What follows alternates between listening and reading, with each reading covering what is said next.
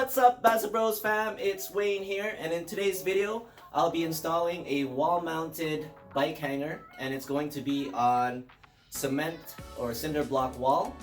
And if you want to see more videos like this, please don't forget to hit subscribe, click that bell, and I'd appreciate it if you like the video. Alright, so let's get started. Okay, so to start, I'll be showing you the different pieces of the project. And the idea here is I was looking for the easiest way to complete this project without having to make any special cuts or special designs. I just wanted to make it really fast to be able to cut using a regular saw and then drilling the bracket into place. So what I have here are two pieces of 1x4, and I chose two because one wouldn't be strong enough, and also it's going to be easy to actually just cut the top piece into three, and then I can get rid of the fat piece here, and that's gonna act like a notch which the bike frame can rest in so that it's safely secured, it won't slip off.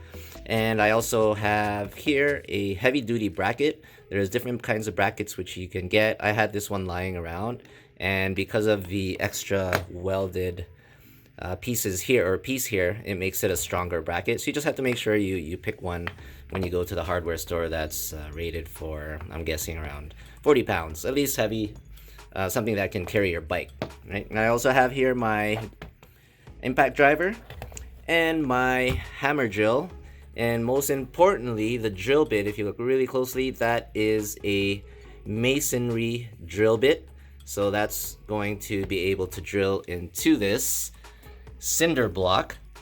Actually, I'm going to try to go into the in between here. It's going to be a little bit easier. And lastly, I also have here the Tapcon screws, also known as masonry specialty screws. These are going to be able to go into concrete. These wood screws wouldn't be able to do that, so you definitely need these Tapcon screws. We have the pieces of the wood here, and what I'm going to do is actually put a couple pilot holes into the wood so it doesn't crack. And just a reminder that when you do pilot holes, you want to ensure that the drill bit you're using is slightly smaller, if anything the same size as the main body. If I could just get it to focus here. Focus! Focus! Focus! Please focus. There we go. So you see here that the drill bit is smaller than the main body of the screw itself, and it's not bigger than the threads, right? You want it to be smaller, otherwise your screw is just gonna fall through. So that's the idea. I'm going to put some pilot holes, 2 for the small one, 4 for the big piece, and then we'll get it onto the bracket. Alright, so we're all done.